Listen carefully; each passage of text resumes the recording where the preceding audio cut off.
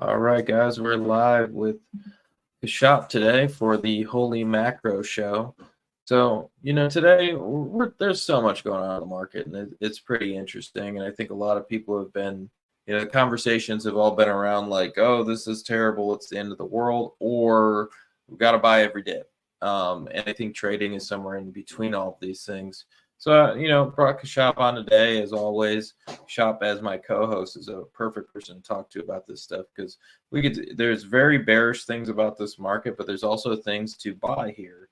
And I think some things that are quite interesting is still looking at the precious metal space, man. It's pretty amazing to see what we've seen in gold miners. The liquidity event happening, as you know, we've seen a bunch of them over the years.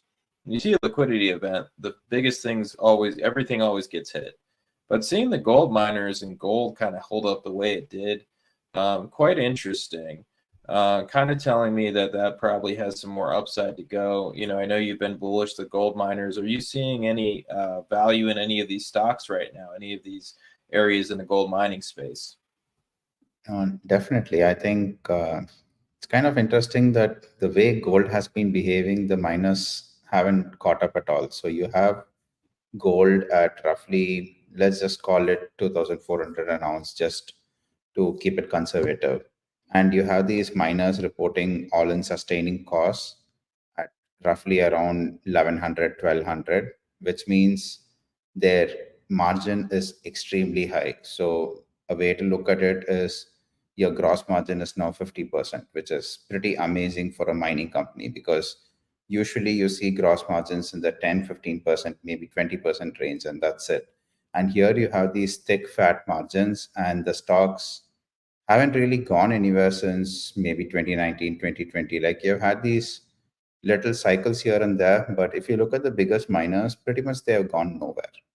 And it's very surprising that investors are not more bullish on the space. Like here you have companies which have been serial destroyers of value starting from 2011 when gold peaked at $1,900 an ounce. So since then, it's been downhill for this sector until around 2018. And even after that, you have had these rallies, but they have not been sustainable rallies. So you have had these one-off rallies and then it kind of gets back into a downtrend.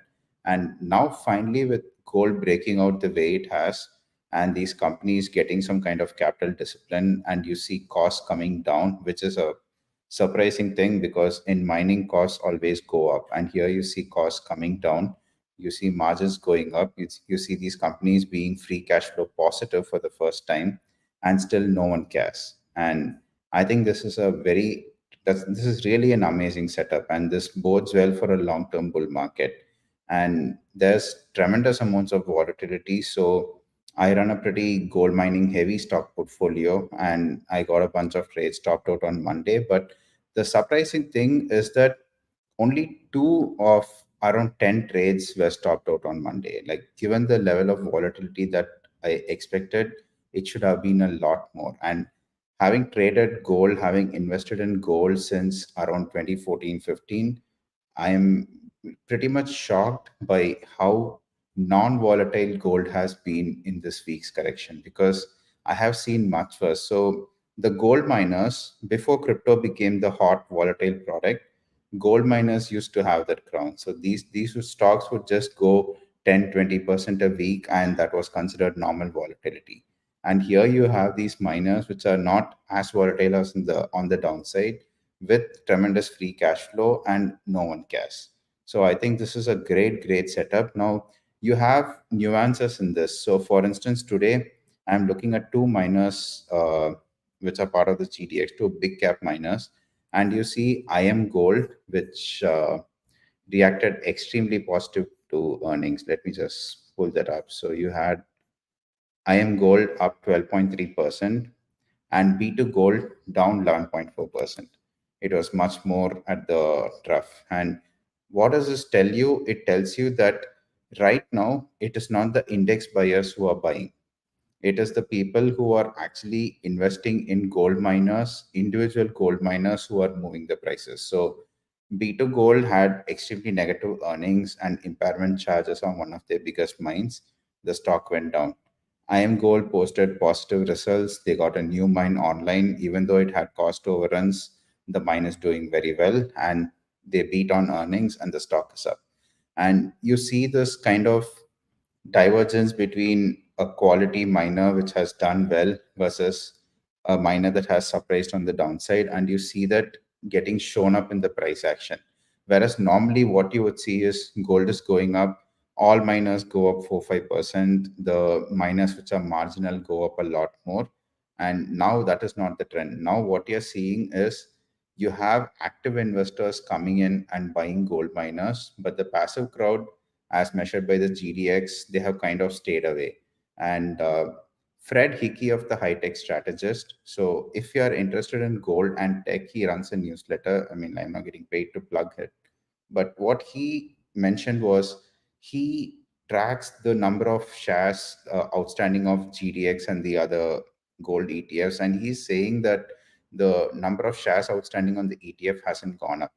Now, you would expect that in a bull market, more authorized participants will be willing to create more shares of the ETF so that uh, the demand is higher, but that's not what we are seeing. And likewise with the GLD ETF or any ETF, what you're seeing is Western investors are kind of not exactly shying away from the space, but they are not very bullish on it. And it's very surprising because you have, so thanks to Bitcoin, what you are seeing is the hard money crowd is very much interested in protecting themselves from fiat debasement. And yet, all that we have seen is Bitcoin being promoted, whereas gold has kind of just not been promoted. And that's surprising because Bitcoin made a new high sometime in March, and that was also marginal compared to its 2011 highs. So 2011, the 2021 highs, the 2021 November high in Bitcoin was like 69K, and the March 2024 high was like 72K. Whereas with gold, you're seeing one new all-time high after the other. And I think the start of this week, it briefly went about 2,500, something like 2,520 or something. And it's just crickets. No one cares. No one's talking about it. And in fact, the funny thing is the sentiment on gold is actually negative. Everyone thinks that Bitcoin will replace gold or some of the new shiny cryptos are better than gold. And there are merits and demerits to both asset classes. So you don't really have to be wedded to one asset class or the other. You can trade the entire spectrum. But the way sentiment is being shaped, the way the narrative is being shaped, here you have an asset making all-time highs and no one cares. Here you have an asset which is Bitcoin, which hasn't really made a new high in 4 or 5 months, and everyone is talking about it. And it is just amazing the level of hate or the level of disinterest that I see in the gold space, and which doesn't corroborate with the price action. So sometimes I think you have to just look at the narratives, keep that aside, look at the price action, look at the fundamentals, and that's your trade. And right now, I think the trade is to be very long the precious metals, very long the good miners, the ones which are actually reacting well.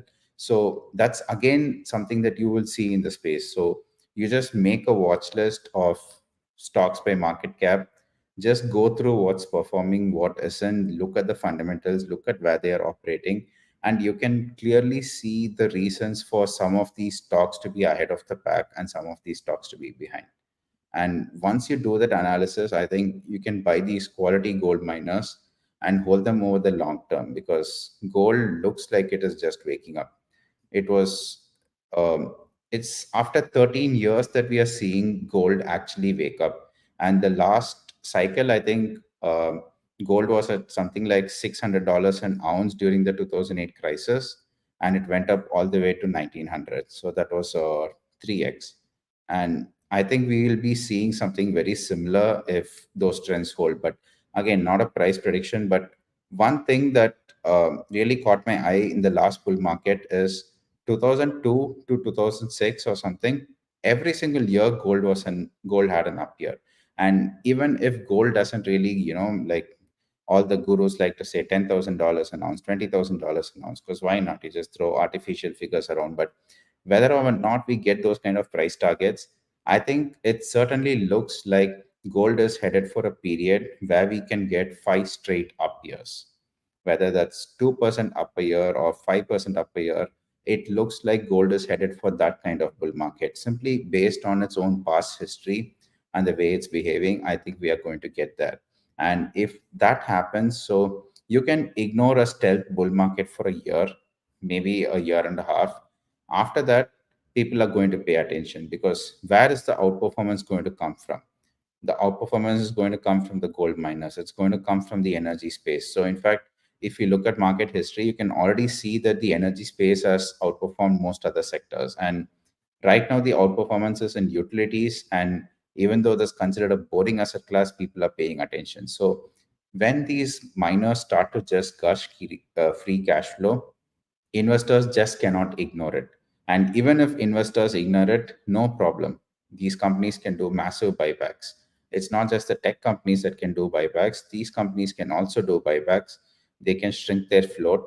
And I've been following the timber space, which is even more niche than gold. And what I saw happen was, I think it was 2021, West Fraser Timber did a massive reverse tender offer and shrunk their share count by like 15%, just because they had so much cash and no one really cared about the company.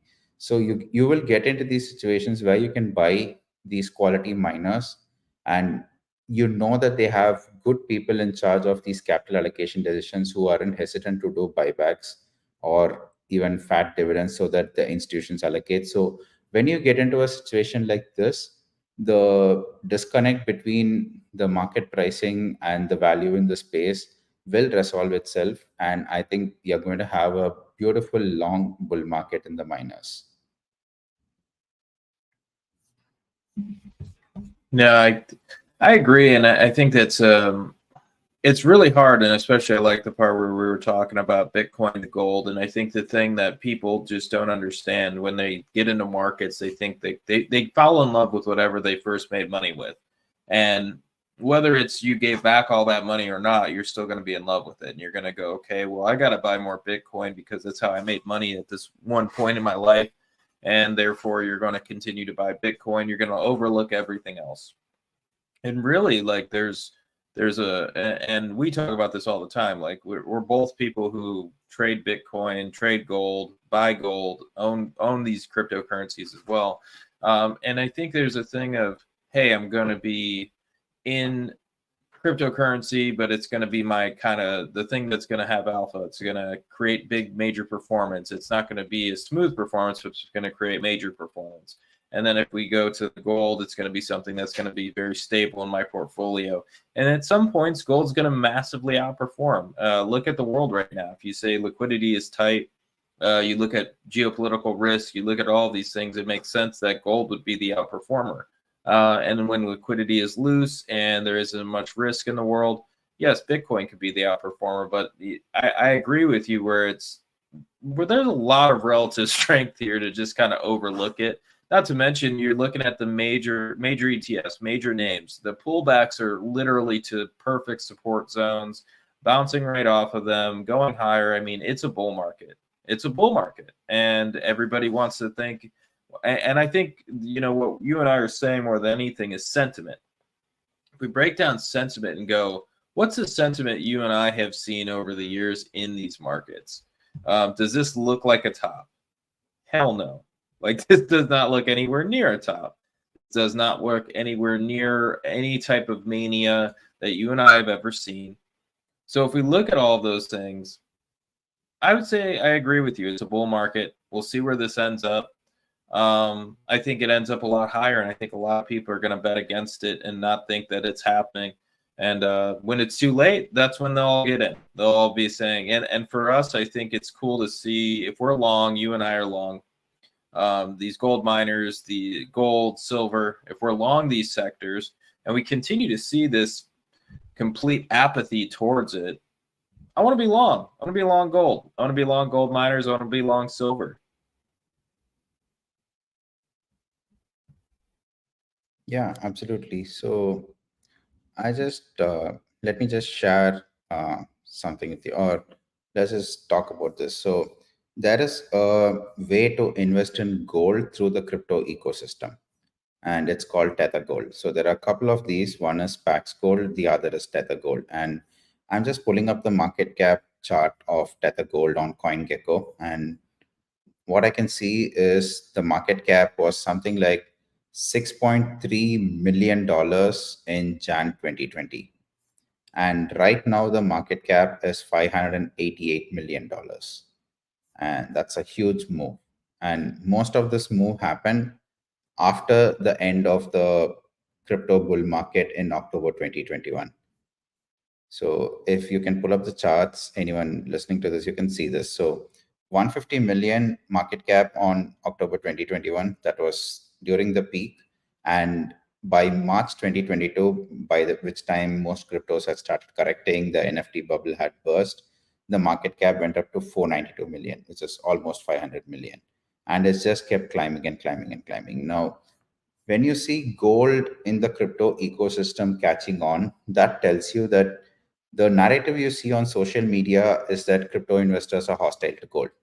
But when you actually go and look at how are the gold tokens on the crypto ecosystem performing, it tells you a completely different story. It tells you that crypto investors are also seeking a safe haven, and they understand that it's not going to give them as good a return as something that moonshots 10x, 20x, but they are looking for safety, and you can see that manifesting in the market cap of Tether Gold. So let me just pull up Pax Gold as well. Let's look at what that looks like.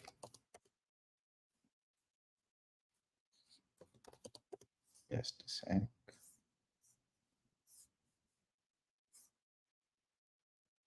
And again, we're seeing something very similar. So Pax Gold started in September 2019, had almost no adoption.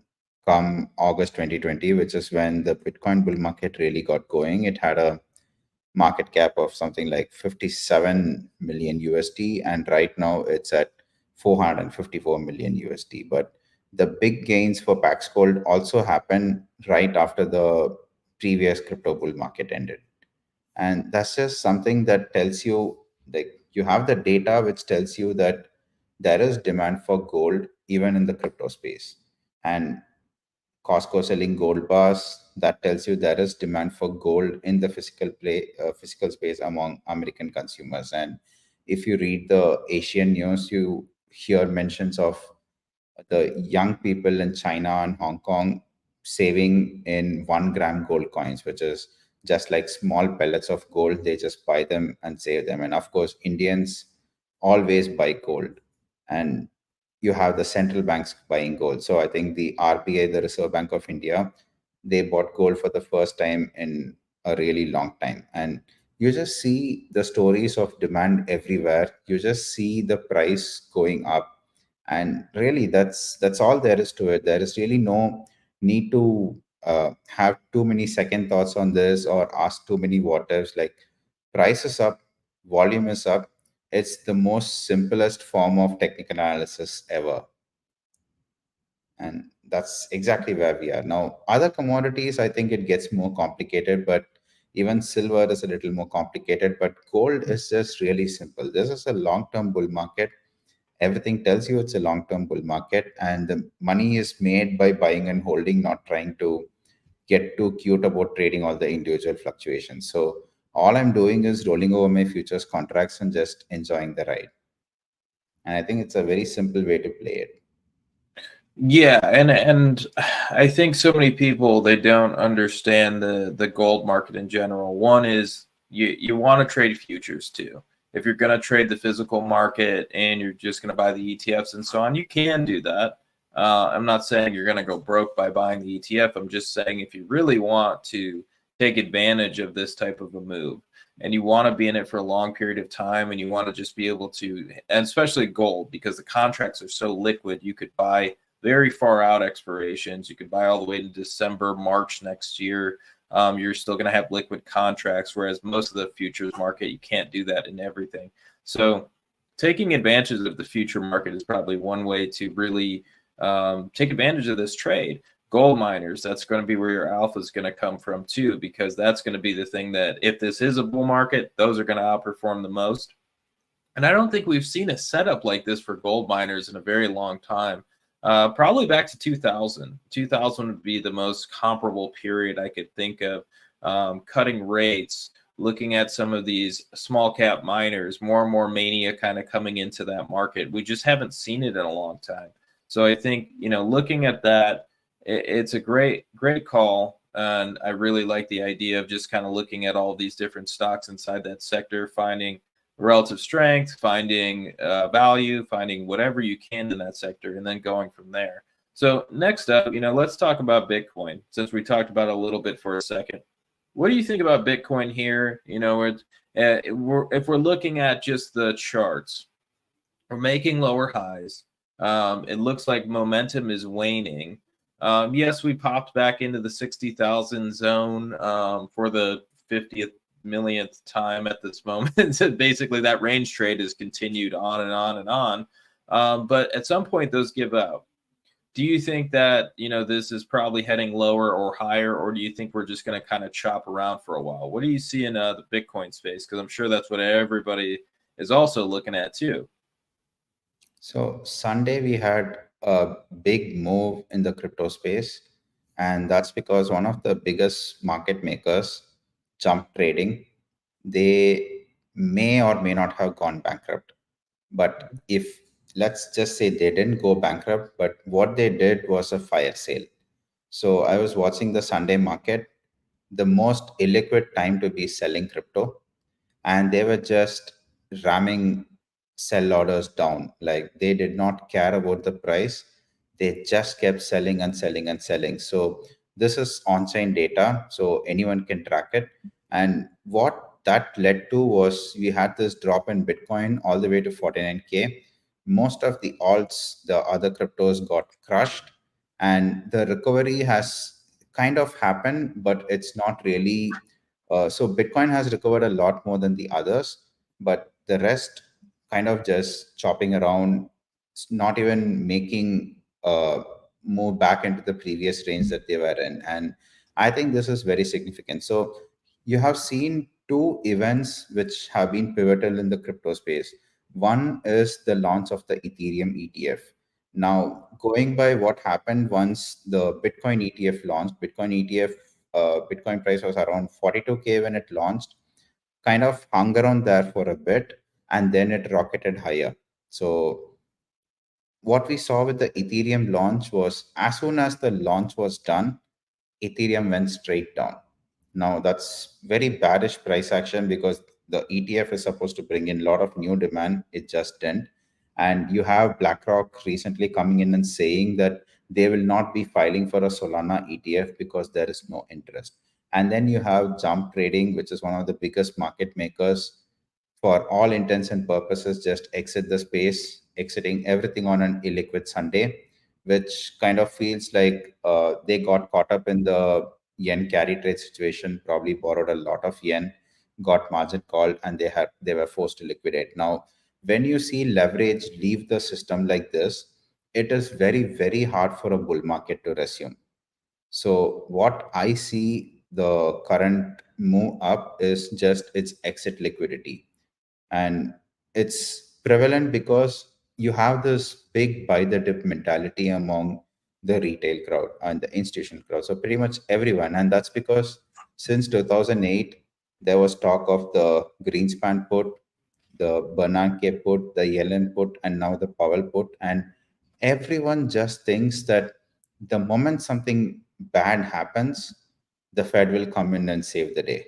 So the prevailing mentality, especially among crypto believers, is because they are all hard money advocates. They know what quantitative easing means. They know that the fiat money is constantly being debased. So those are the narratives that keep floating around. So they all think that the moment something goes wrong, the Fed will come print money, and money printer Gobir is like a very common meme. So they all think that crypto will forever go up. And so when you have these dips, when you have this liquidation, so it was a known news event that Jump Trading is selling. So everyone stepped in to buy the dip. And as long as that mentality prevails, but without increasing leverage in the system, I believe we are just going to keep making these moves back into that range, which will fade. And instead of getting like one big crash that takes crypto down, we probably get a prolonged period of sideways to down price action, which is extremely painful. And that's what will change the mentality of traders. So if you get in and your crypto position does nothing for 2 months, 3 months, 6 months, but maybe goes slightly down, at that point, traders will get frustrated. At that point, the crypto investors will get frustrated. And that's probably when the selling starts. So I'm not really sure if so the way I would put it is I wouldn't want to get long crypto right now. If I had positions, I would look at what is my exit strategy. If I had new money, I wouldn't take a position. And if I'm trying to short it, I would probably go with longer dated options, especially because volatility is still low, and not really look at directly shorting because I think you're just going to be in for a long period of chop with neither bulls nor bears making much money. No, I think so too, and I think it's a one is it's something that people have to pay attention to, which is the range that we have in Bitcoin right now. It's very easy to get into a mentality where we go, okay, well, I'm bullish, I'm bearish on this, and I think something that could also just be said when we're sideways, hey, we're going to be choppy. Just that's a simple answer. It's going to be choppy. Gold is in an uptrend. It's probably going to continue in its uptrend. And just making it simple like that can kind of break down your trading in a way that makes it a lot easier to understand trading and a lot easier to make money as a trader. So I really do think that looking at Bitcoin, we have this major band squeeze that's happening on the weekly chart. If we start to really break down, that's going to be a fast move. But the only thing that I will say on the bullish side, technically for Bitcoin, is this: when you see major band squeezes always have a breakdown moment. I don't know why. I don't know why this happens so frequently, but they have major breakdown moments, meaning you break down below that lower band and then you go up, almost like a buoyant rubber band situation. And because of it being a liquidity driven kind of move, I'm not so certain that the move is down next. I am certain that we're still in a range. If we really break above 72, I'd be a lot more bullish on it. Um, if the Fed starts to cut extremely aggressively, I would be more bullish on it. But once again, it's you and I were talking the other day about the Fed and the 50 basis point cut that they're trying to price in now. And, you mentioned that you were thinking it was kind of a possibility of them pricing in the emergency cut that people are kind of expecting, which is funny. The probabilities have dropped every single day ever since.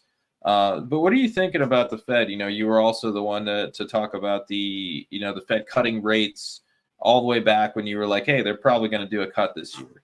And so you and I were talking about that before. So what are you seeing now with the Fed? Do you think they're going to still cut rates? Do you think it's a situation where we're overshooting this at the moment, where people are thinking for a 50 basis point cut? You think 25 or 50 going forward? And do you think they're going to continue that road going forward where they're going to continue to cut? So I think so. First of all, trying to predict what the Fed will do is a losing game because it is impossible to do. Yeah. And that's why you see these expectations go all over the place. But what you can see is what the market has done. And if you look at the yield curve, it's done. Whether the Fed is cutting or not, the market has said rates are going to go lower and yields have dropped across the curve. So the market has cut rates for the Fed.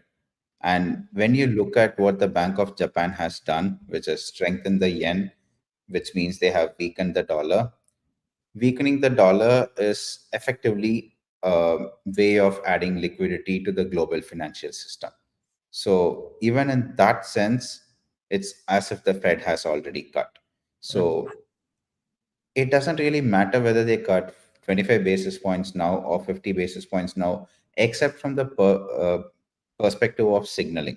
So if they suddenly come out and start with a 50 basis points cut after saying that they will not be as aggressive in the last meeting, it will be perceived as a sign of extreme economic weakness. And if they do that, maybe that's the signal for stocks to take off again, or maybe that's the signal that the recession is almost at hand and the Fed has over tightened. Now, it all depends on what happens to investor sentiment from today to the point where the Fed cuts. And that is something that is impossible to predict because we just had this big carry trade blow up on Monday, and the effect of that is still to be felt. Now, during the Silicon Valley Bank crisis, you saw the European financials, you saw the KRE go straight down, and that was the point where there was maximum fear. But at that point, what you saw was bank deposits in the commercial banking system that started to pick up, and that led to a bull market. But with the Japanese yen situation, what you're seeing is the Japanese banks have gone straight down. So if you can pull up a chart of that, I'm not sure if uh, everyone here can has access, but if you do, just pull up the chart of 1615. That's the next funds topics banks ETF, and that move has been absolutely brutal.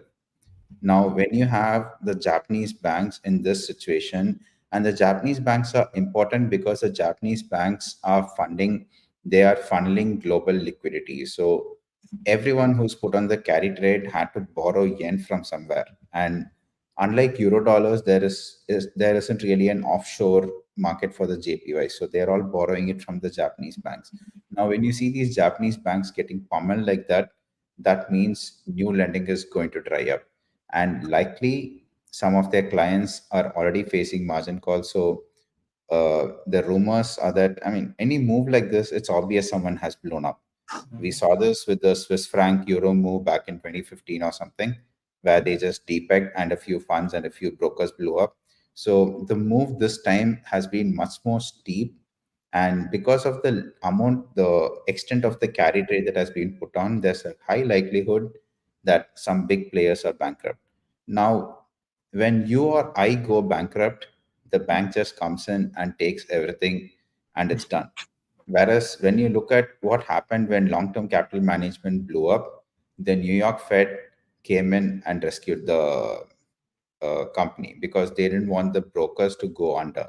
And the big brokers, they had all lent so much money to long term capital management that had the New York Fed not rescued them, they would have gone under.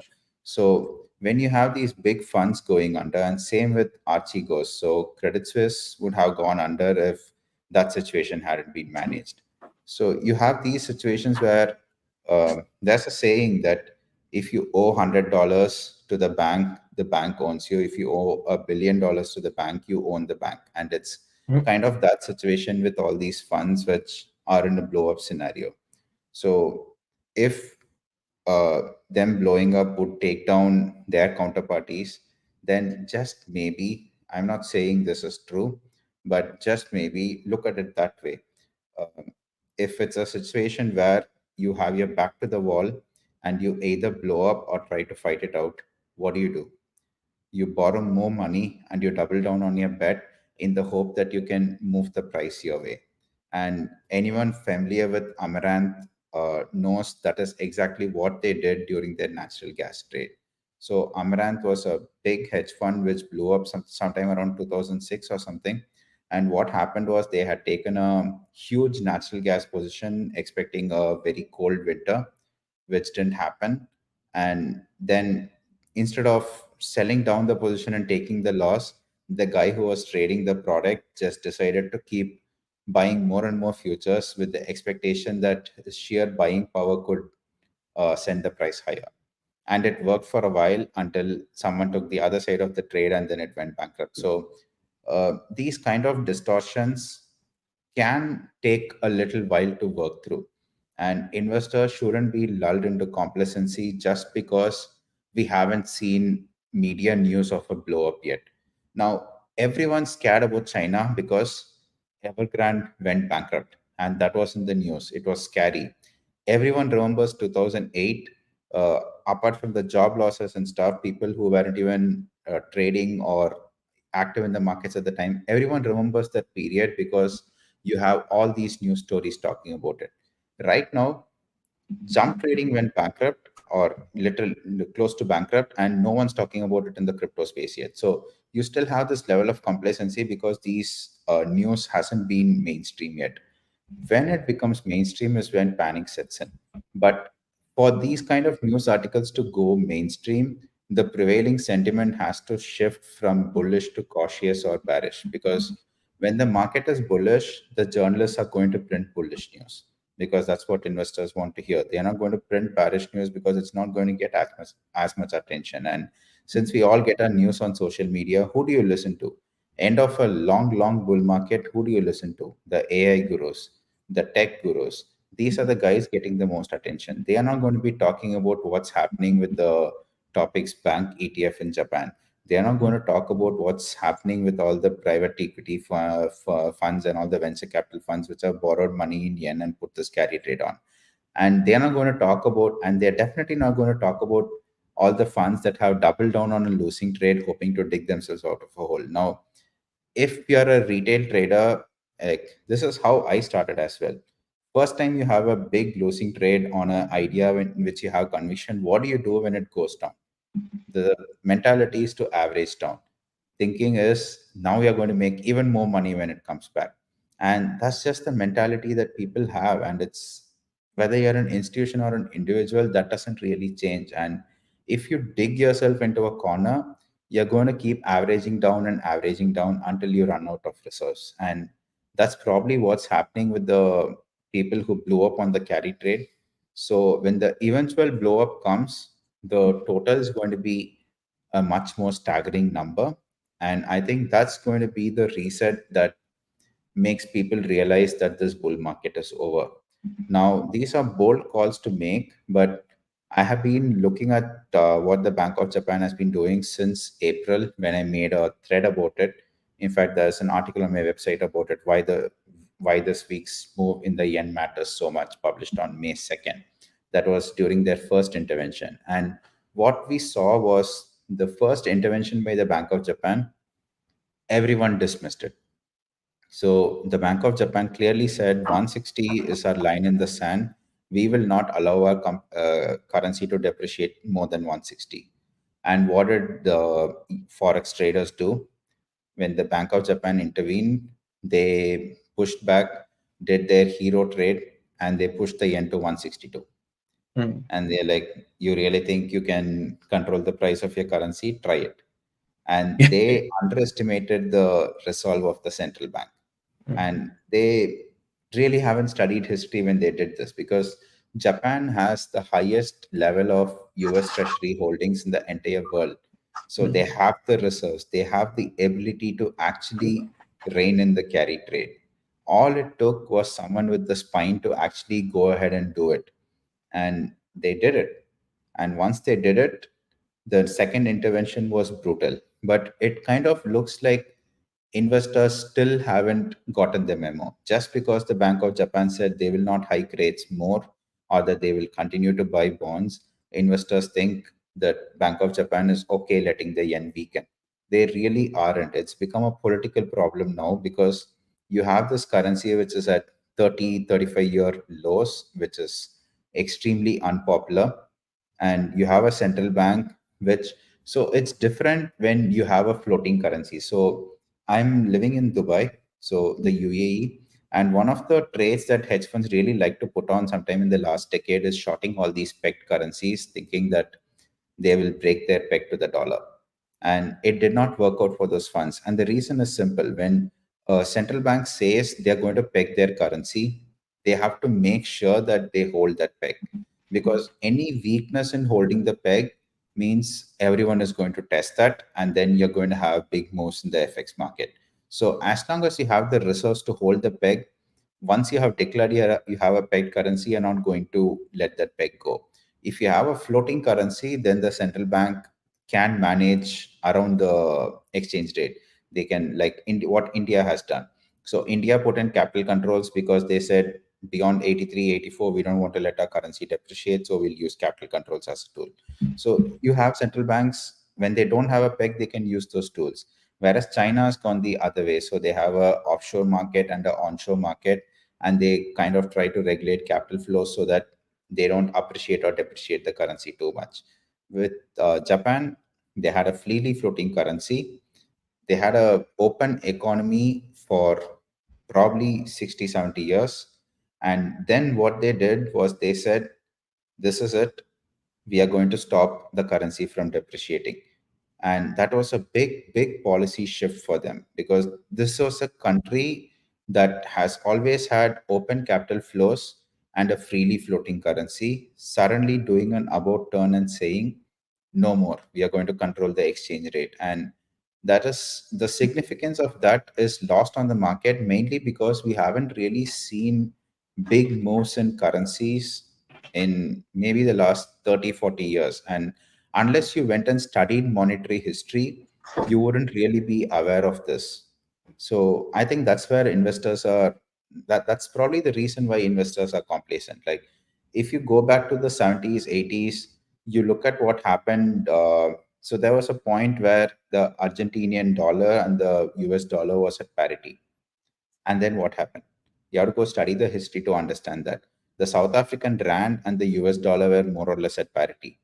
And what happened? That was during the end of the apartheid regime. And then what happened? The currency just depreciated. So you had these big moves, but all of it happened before the lifetimes of the current set of traders. So they're not really aware of how significant this move is.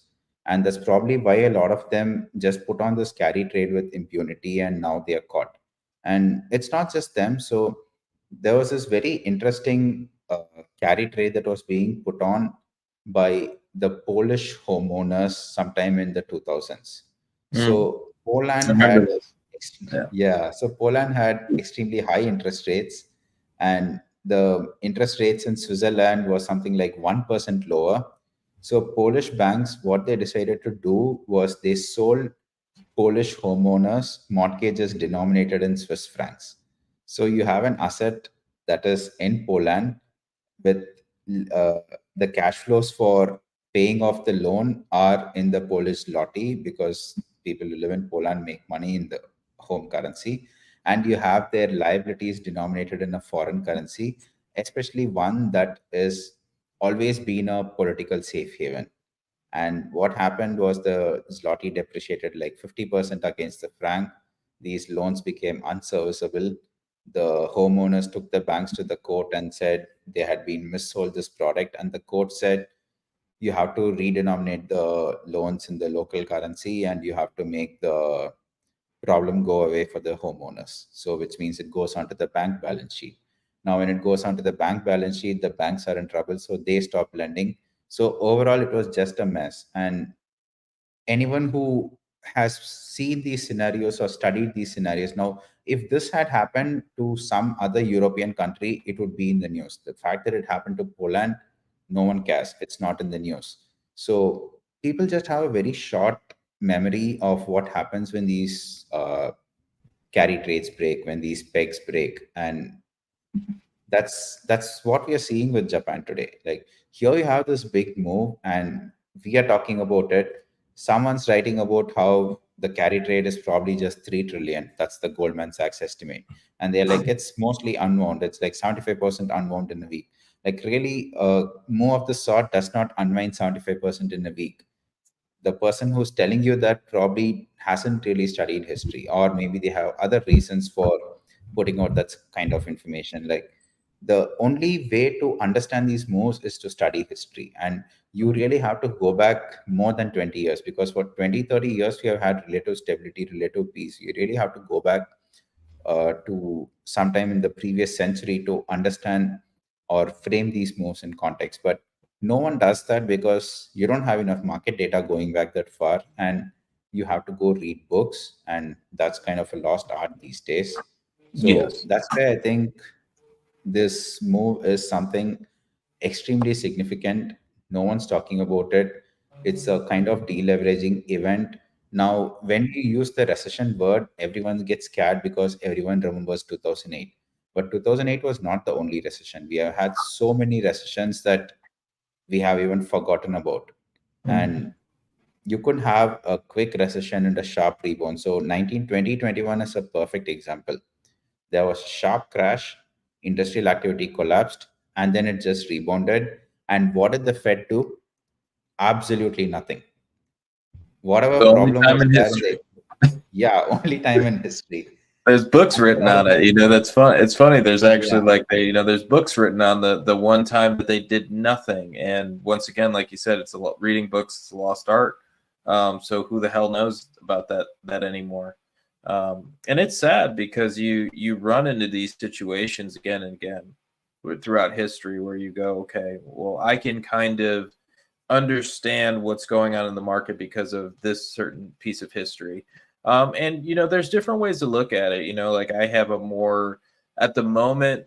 For me, this is what I'm more thinking, which is at the moment, it's not going to become significant until it is significant. I think that they'll shrug it off. We'll see some sort of rally, some sort of just who cares? This is over. We did it, yay! And then the house kind of comes down because I think that's what history tells us for to look at this move. It's the beginning of something. And if we look at, this is a big thing for me is like I was talking to the prime broker the other day and having these conversations and being like, who do you think blew up? And we were having like some in-depth, crazy conversations. I mean, it went really out there, and every single time we're talking, we're like, this is probably isn't true, but I'm just going to continue to talk about this. So, just speculate. And we speculated for like an hour about like what exactly happened here. Because somebody out there is hurting badly and they're not going to talk about it. And some of the small funds you're never going to hear about anyways. They're just going to disappear and that's going to be the end of it. But when you look at these trades, and I think a good book for people to read, let me pull it up because I'm forgetting the name. You actually were the one to get me to read it years ago. Stephen Drobny, The House of Money, was it called?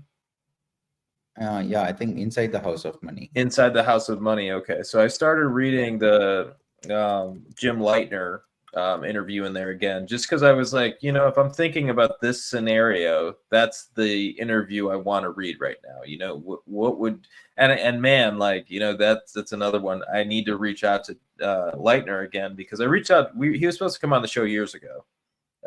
And we just couldn't get him. It was always like we were just on different time zones, different wavelengths. It just never worked out. But now it's like I gotta talk to him again. I gotta figure out a way to make that work because this would be the guy that I would love to have a conversation with about here because he probably already knows who it is, what happened, like what all the inside baseball that we can't know. Because we have to kind of look back and go, well, based on history, here's the speculation, and he might actually know who, how big. Like these are numbers that if you look at Bank of America, extremely bearish on this whole situation. We're all going to blow up and die. Great Depression coming soon. Goldman Sachs, extremely bullish on the situation. Everything's fine. Market's going to go up tomorrow forever and ever and ever. It's like there's once again, there's always an in between. And that's what we're trying to find here as traders. Like as a trader, you don't want to get too bullish and go, hey, the market's going to go up forever. You don't want to get too bearish and go, hey, it's a Great Depression coming soon and miss out on another 20% rally or something. So what's the middle? What's really going on here? How will it show up? These are questions that we will continue to touch on and answer as time moves on, as the names come out, because it's going to be quarterly reports are going to say a lot. Basically looking at quarterly reports, we're going to get to know who and how much, basically, and who was affected. And I think a lot of people don't know this, but and I talked about this the other day, which is they don't understand that there's big players who do these trades. Like they think this is like some weird rogue thing that happens with carry trades. It's like, no, the biggest funds that you know of do these type of trades. The names that you all know, the names that you guys all care about, they do these type of trades. Because for you or I, it's not something that's really appealing to, net a few percent on something very quickly. However, if you're running billions of dollars, a few percent is, 100 millions of dollars at times. If you're running billions on billions, you only need a couple percent to make a crazy return. It's the reason why Buffett always talks about, if he ran less money, he could probably make a bigger return again. And it's like, yes, because you don't really care to make these insane returns when you're sitting there on billions of dollars and your fees are, $1 billion a year. You're making $1 billion. If I'm making $1 billion in fees a year, I'm probably going to net you 10% a year, be as safe as possible, and everybody's going to be happy. But if I'm making my money based on fees and I only have, a few million, 10 million, under 50 million even, you're going to kind of fight for those fees. You're going to fight to get better returns and so on. So a lot of the funds you guys know. So I'm curious if you think any of the major players are hurting because of this trade right now. So definitely SoftBank. Mm-hmm. That's the biggest player in the venture capital space. They lend to all the tech companies. They probably are responsible for more unicorns in the startup space than any other fund. So SoftBank is definitely hurting bad. If you pull up the chart of SoftBank, you can see that it's been just straight down. It's let me just do that. Let me just pull it up. Okay. So SoftBank peaked on 11th July at 12,180, and it moved all the way to a low of 63.68 on the 5th. That is this Monday. So, and then it's kind of rebounded a little bit, but still that's a 50% drop in the share price in the matter of a month, with most of the move happening over the last 2-3 weeks. And it kind of looks like, just looking at the chart, it kind of looks like investors in SoftBank sniffed it out, had advance warning of the kind of move that was coming. Because looking at the chart, the move happened much sooner than like the market knows about the end of the carry trade probably last Friday, probably this Monday. But looking at the chart, it looks like SoftBank investors were aware of this probably 2-3 weeks in advance. Now, if that's the case, and that's of course natural because they are Japanese and they know what's happening in Japan more than us, because we get the news kind of a little late. But looking at that, it kind of feels like there are definitely more canaries in the coal mine which are going to start coming out and putting out the message that something is seriously wrong. And just working from SoftBank. So SoftBank has been funding a lot of tech startups. They have stakes in a lot of the big tech companies. In fact, SoftBank kickstarted the 2020 rally in the Nasdaq by buying call options. So there's an article on this on nasdaq.com that I would suggest reading. So if SoftBank is in this kind of trouble, then everyone who's a SoftBank imitator, that is other private equity players, other venture capitalist firms, they are also probably in trouble. Now, if you look at the private equity, the stocks of their public listed private equity companies, the common stocks are saying that it's in big trouble. So there's a ETF PSP, which clearly shows that that industry is in trouble. Then you look at the stocks of the business development companies. These are public listed companies. They get a little kind of exemption from the government uh, to make out like tax breaks and stuff to invest in private companies, and those stocks are publicly traded. And if you look at those stocks, like you can see 50% declines, and it's kind of scary, but that tells you that investors in that sector have sniffed out that the end of the carry trade is going to be really bad for the tech ecosystem, the lending space, the valuations, everything. Because the private equity space, a lot of it is funded through the carry trade, because they borrow in Japan because Japan's always had the cheapest funding rate, and they invest it all over the world. And of course, SoftBank is a Japanese company, so given their presence, it's only natural that the yen has funded quite a bit of the tech boom. So putting all that together, I think it's kind of like in 2006, you had the home builders top out, and you sort of had some funds in trouble. You had Bear Stearns in trouble, but it wasn't really a big deal until that Lehman moment. And it's the same way. So here you have SoftBank in trouble. Here you have some PE funds in trouble. You have some business development companies in trouble. But it's not a big deal until something giant breaks. And we don't know when it will break, but looking at the data, it kind of seems like something is due to break soon. And that is just the reason that I really can't be too bullish on anything. And that's another reason I really love gold, because the yen used to be one of the safe havens that investors would go to in times of turmoil. Now, there is absolutely no reason for the yen to be a safe haven given the country's problems, but it is what it is. And as long as investors perceive something as a safe haven, they will treat it as such. Now, they cannot treat the yen as a safe haven anymore. So, what's left? You have Swiss francs and you have gold. And that's why I'm extremely bullish on both, because that is going to be the safety trade. It is not dollars, because the dollar is weakening. So it's absolutely going to be Swiss francs and gold. And the moment something breaks, and of course, treasuries. So the way you have seen yields drop clearly signals that there's huge demand for treasuries. Now, you have treasuries, gold, francs all rallying. That tells me that market is entering a risk off environment. Like, I don't even need too many other bits of data, but if I were to add two more, the crisis in the Middle East is escalating and oil is doing nothing. It's having a little rebound rally, but it's doing nothing. Copper's gone back below $4 a pound and it's not rallying either.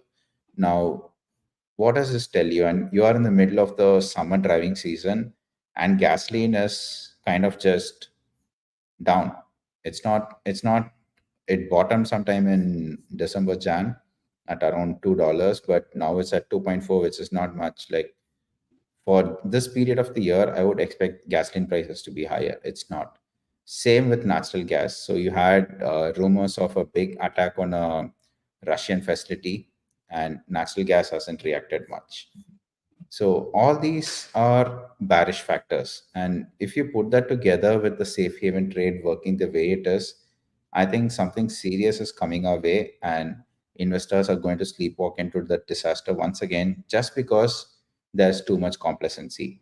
And this complacency is all based on the Fed cutting rates or doing QE. So moment there's a whiff of bad news, investors think the Fed will automatically come and print money and pump everything up and solve everything. But what if that doesn't happen?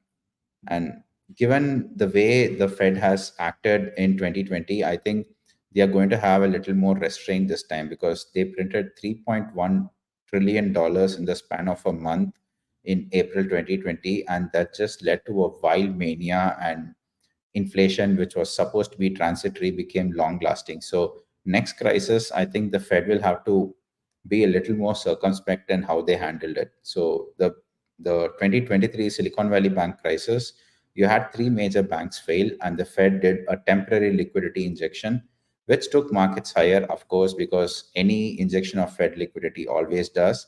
But that injection actually turned out to be temporary. So, I think probably the first time in history when a government program was not extended. The bank term funding program actually closed after a year. It was meant to be temporary and it became temporary. So maybe the next time, everyone who expects the Fed to just ride to their rescue, if they are disappointed, and that's the crowded trade here, everyone expects the Fed to just do QE if there's a crisis. So if they don't do it, or if they delay it, or they do just a little bit of QE, then I think we are going to be in some serious trouble. No, I agree. I think that's the title of this episode should be a bearish warning, because there's a warning here. It's not that everything's going to break immediately. It's that you got to understand that this is not a nice situation here, not to mention where the Fed's at. And I think everybody's looking too much at, and most of the time it's right. The first rate cut is usually pretty bullish. The second rate cut is usually pretty bullish. But after we get past that, things change, and they can change very quickly. And once again, it's not impossible when liquidity is tight for bad things to happen. Things break. So No, on that note, let's end it there. Thanks for coming on, Kashop. As always, this was awesome. I think this is a great episode. So I hope people got a lot out of it. And we'll see you all next week. Next on Monday, we have Patrick Dehan actually from Gas Buddy Data from the Gas Buddy app. So he's going to be coming in on Monday. And then after that, Kashop and I will be on next week at 11 a.m. on Friday.